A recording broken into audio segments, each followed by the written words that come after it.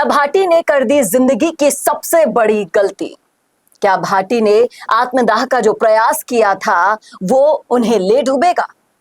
क्योंकि चर्चाएं राजनीति से गलियारों से लेकर आम गलियारों तक यही हो रही है भाई साहब कि रविंद्र सिंह भाटी ने बहुत बड़ी गलती कर दी है और इस गलती का सपोर्ट कांग्रेस करने उतर चुकी है जमीन पर। तो अब किसकी आफत बढ़ेगी, किसकी घटेगी, चलिए करते हैं चर्चा विस्तार से। नमस्कार, मैं हूं चेतना शर्मा। आप देखना शुरू कर चुके हैं संवाद भारत का। भारत के लिए बातचीत करने के लिए मेरे साथ मौजूद है हमारे editor in chief Varun Bhansali ji. तो वरुण सर, क्या लगता है आपको किस तरीके से ये छोटा सा, कई लोग कह रहे हैं कि ये पहले से ही प्री प्लान्ड था, पेट्रोल वाला जो भी किस्सा हुआ है, छिड़क कर अपने ऊपर आत्मदाह करने का प्रयास जो रविंद्र सिंह भाटी ने किया, उसके लिए कई लोग कह रहे हैं कि भैया बेस्ट नाटक ऑफ द डे अवार्ड मिलना चाहिए भाटी को, बहुत अच्छे से प्री प्लान किया है।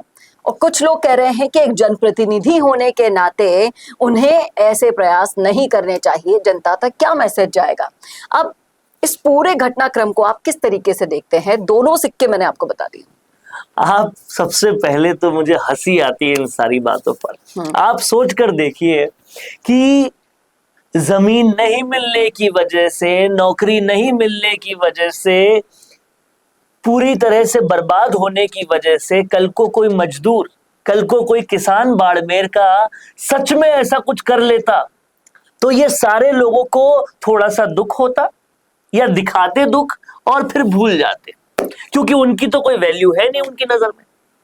कोटा में कितने बच्चे ऐसा करते हैं, कर्ज में डूबे हुए कितने किसान ऐसा करते हैं, जो मजदूरी नहीं कर पाते, मजदूरी जिनको नहीं मिलती, घर का भरण पोषण नहीं कर पाते, वो कितने लोग ऐसा करते हैं, सच में ऐसा करते हैं। वो करके और वो देखकर इन एसी में बैठे रहने वाले सारे सियासतदानों को कैसा लगता होगा? कुछ भी नहीं लगता। इनके दिलों में पसीजना भी नहीं होता, इनको कोई फर्क नहीं पड़ता। रविंद्र सिंह भाटी ने एक सांकेतिक इंफॉर्मेशन दी है कि ये तो सिर्फ संकेत है, ऐसा कई मजदूर रोज होता है उनके साथ, ऐसा कई किसानों के साथ रोज होता है, ऐसा कई स्टूडेंट्स के साथ रोज होता है। और हम अगर उनके प्रतिनिधि हैं, उनकी पीड़ा को समझना भी है और समझाना भी है, एसी में बैठे हुए बहरों के कानों में उनको ले जाना भी है।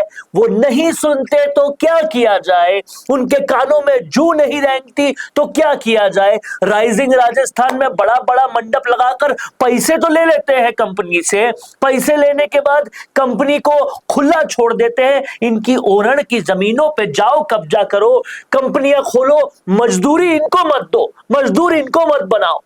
उनके पास उन्हीं के क्षेत्र में नौकरी नहीं मिलती, उनको उन बड़ी बड़ी कंपनियों को उनको नौकरी नहीं देती, तो उनको मजबूरन यही करना पड़ता है जो रविंद्र सिंह भाटी ने संकेत के रूप में दिया, वो करे। तो ऐसा तो होता रहता है। और किसने गाइडलाइन बनाई कि एक जनप्रतिनिधि को ये करना चाहिए, ये नहीं करना चाहिए? देखिए, जनता के दर्द समझेंगे कैसे और समझाएंगे कैसे? एसी में बैठे वालों के कानों में जू को रेंगाएंगे कैसे? उन सबको जो जिंदा होते हुए भी मृत पड़े हैं, उन्हें दिखाई नहीं दे रहा ओरण से क्या हो रहा है, खेजड़ी से क्या हो रहा है, नौकरियां जाने से क्या हो रहा है, 50 डिग्री सेंटीग्रेड में आदमी कैसे जी रहा है, उसके घर का चूल्हा कैसे जल रहा है, खाना मिल रहा है कि नहीं मिल रहा है, गरीबी कैसे बढ़ती जा रही है, मजदूरी क्यों नहीं मिल पा रही है, क्यों त्राहिमाम कर रहा है। ये सारे दर्द जिनको नहीं दिख पा रहे, कैसे दिखाएंगे? कर ली ना कोशिश, उनके आंदोलनों में बैठ गए, उनके आंदोलनों में रातें गुजार दी, तबीयतें खराब कर ली। अरे जू भी नहीं रेंग रही ना कंपनी के कानों में, ना प्रशासन के, ना शासन के, ना पुलिस वालों के, किसी के कानों में जू नहीं रेंग रही। इनको कैसे उठाएं? जगी हुई नींदों में से इनको कैसे उठाएं, कैसे झकझोरें, कैसे बताएं कि क्या हो रहा है? बताने के लिए अगर भगत सिंह ने उस वक्त कहा था, मैंने एक और वीडियो में भी ये बात कही है कि बहरों को सुनाने के लिए धमाका जरूरी होता है।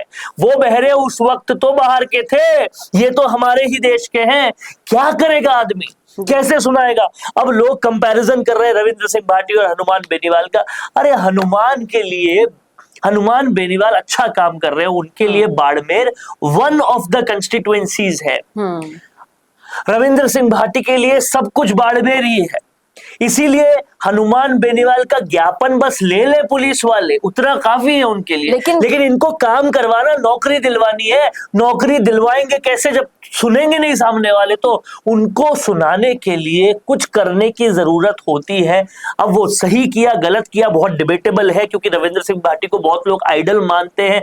वो लोग ऐसा ना करना शुरू कर दे, इसलिए साफ सी बात है कि नहीं करना चाहिए। पर सवाल सबसे बड़ा यही है कि हजारों मजदूर जब एक साल में इसी तरीके से मरते हैं, तो क्या उन्हें कहते हो क्या कि नाटक कर रहे हो?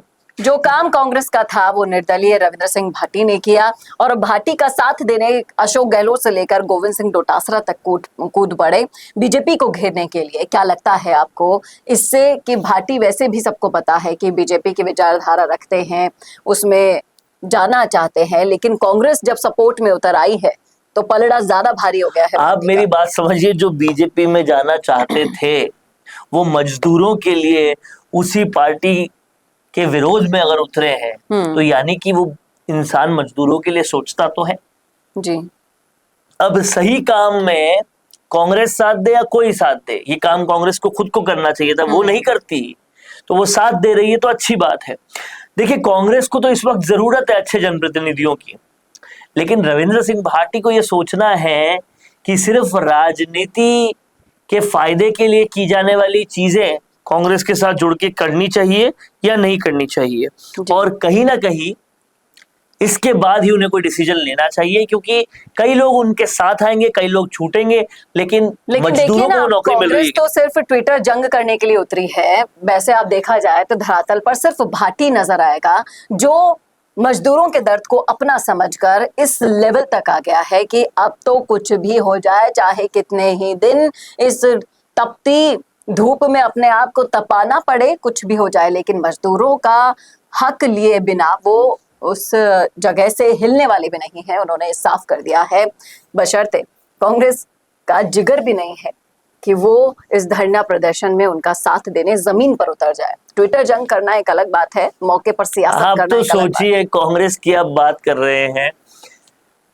पूनम छाबड़ा के पिताजी जो थे, ससुर जी पिताजी जो थे गुरचरण छाबड़ा, उन्होंने शराबबंदी करवाने के लिए उम्र भर आंदोलन किया, और उन आंदोलनों में के बाद उनकी डेथ भी हो गई। आज तक भी कांग्रेस ने क्या करा पाई? उनकी कितनी सरकारें चली गई। तो किसी के जीने मरने से इन बिल्कुल बिना दिल वाले लोगों का क्या फर्क पड़ता है, वो हम सब जानते हैं। पर कहीं ना कहीं जनता को पता चलना चाहिए कि इतने दिन का आंदोलन, इतने दिन का आवाज उठाना, लेकिन सरकार की तरफ से कोई रिएक्शन भर भी नहीं है। कोई इसे इतिहास का काला दिन बता रहा है, तो कोई इसे भाटी की सबसे बड़ी गलती बता रहा है। लेकिन इस मामले को पूरा अच्छे से समझेंगे, महसूस करेंगे उन मजदूरों के दर्द को, तो आपको समझ में आएगा कि असली गुनहगार यहाँ पर कौन है। 40 दिन से ज्यादा धरना चलने के बाद भी इस धरने पर ना अधिकारियों का पहुंचना, ना सरकार का रवैया स्पष्ट होना, ना कोई सुनवाई करना, ये बताता है, दिखाता है, जताता है कि असल में मजदूरों का असली साथी कौन है। और रविंद्र सिंह भाटी ने भले ही गलत किया हो, लेकिन ये याद रखिएगा, अपनों के लिए की हुई गलती भी एक वरदान ही बन जाती है कभी कभी, और इस मामले से ये पूरा स्पष्ट होता है। अब ये तो थी हमारी राय, आपकी क्या है लिखिएगा कमेंट बॉक्स में। कैसा लगा वीडियो बताना ना भूलेगा, शेयर करना ना भूलेगा, और ऐसे वीडियोस के लिए देखते रहिए संवाद भारत का, भारत के लिए। नमस्कार दोस्तों, अगर आप भी रियल एस्टेट में काम करते हैं तो हम आपके लिए लेकर आए हैं गुड न्यूज। आजकल के डिजिटल जमाने के अंदर आपकी प्रॉपर्टी का अच्छा वीडियो कंटेंट होना बहुत जरूरी है। तो हम यानी मिशी मीडिया सॉल्यूशंस आपको प्रोवाइड करवाते हैं एक हाई क्वालिटी कंटेंट वीडियो, जिसके अंदर हम प्रॉपर्टी से जुड़े हुए आसपास की प्राइम लोकेशन और उसकी कनेक्टिविटी को अच्छे से दिखाते हैं। कस्टमर आपकी वीडियो को सिर्फ देखे ही नहीं, आपको कांटेक्ट भी करे, जिससे कि आपकी डील क्लोज होने की पॉसिबिलिटीज बढ़ जाती है। तो कांटेक्ट करो आज ही स्क्रीन पर दिए गए नंबर्स पर